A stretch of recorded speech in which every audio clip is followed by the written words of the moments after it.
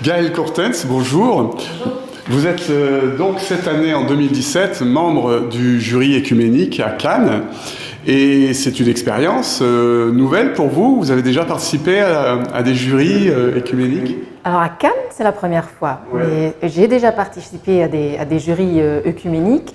En l'occurrence, le tout premier jury auquel j'ai participé était un jury interfilm, donc pas œcuménique, mais c'est un prix spécial qui existe à la Mostra de Venise depuis 2012. Et c'est un prix pour la promotion du dialogue interreligieux. Ah oui. Voilà, et donc j'ai participé en 2013 à ce jury-là à Venise. Puis j'ai été membre du jury, c'est toujours un jury œcuménique du festival du film religieux pour la télévision, les émissions télévisées à Neuchâtel, c'est le prix Farel.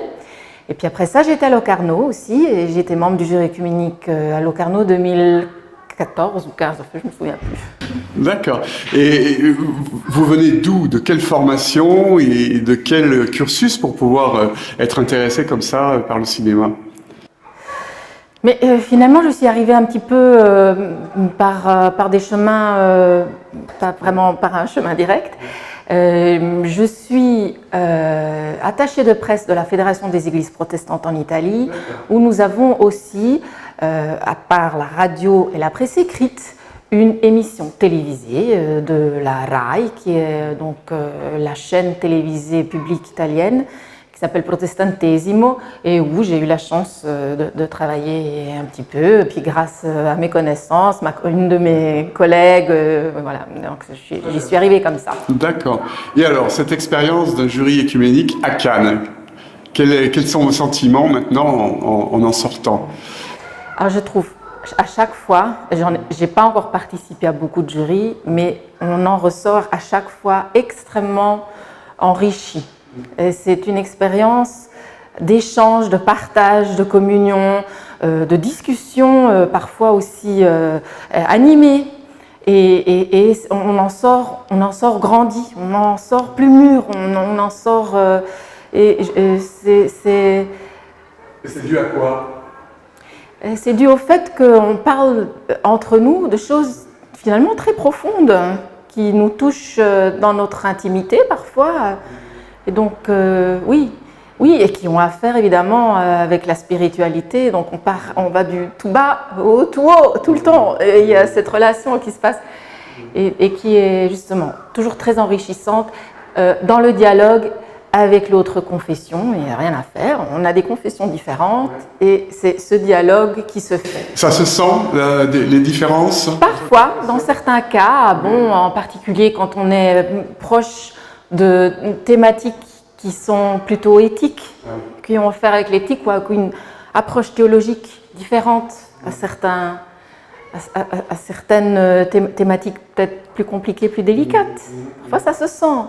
Après, on peut avoir des clivages d'ordre culturel, d'ordre homme-femme, d'ordre de toutes sortes. Donc voilà, sur la sélection de cette année, sur ce que vous avez visionné, vous avez senti que quelque chose, une thématique se dégageait, que quelque chose se dégageait. Quels sont vos sentiments par rapport à cette année 2017 à Cannes?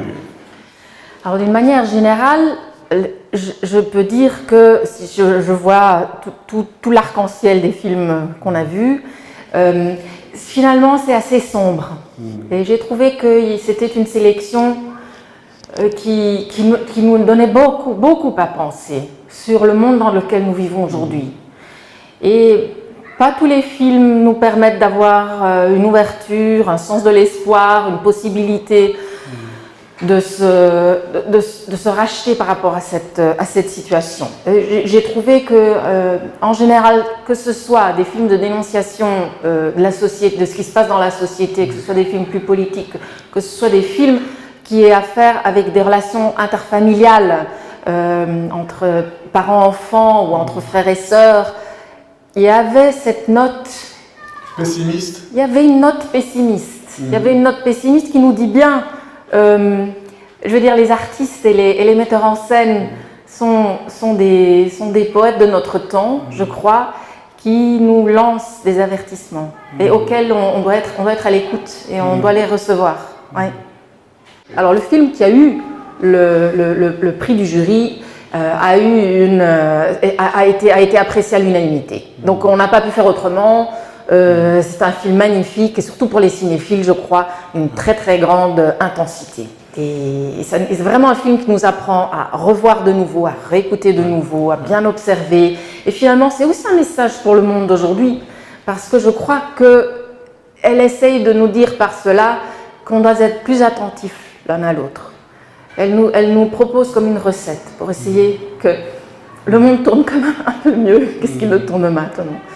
Et moi, personnellement, j'ai été très touchée par Jupiter's Moon, le film hongrois. Mais bon, ça a à faire avec mon parcours personnel. Je suis très engagée dans les questions de migration. Et le fait qu'il y ait un migrant qui arrive et qui devient un ange, moi, ça m'a très fort touchée. Et puis un autre film que j'ai adoré, c'est le film allemand de Fatih Akin, Aus dem Nichts, In the Fade en anglais, et qui parle d'une thématique, à mon avis, tout à fait actuelle. C'est un film nécessaire. Et il faut le voir, et il faut le diffuser, et il faut en parler. Je trouve ce film absolument... en anglais, on dirait timing. C'est le moment de sortir avec un film comme ça. Il faut en parler. C'est sur la xénophobie, c'est sur les préjugés, c'est sur le sentiment d'insécurité que nous vivons tous les jours. Merci. Ouais.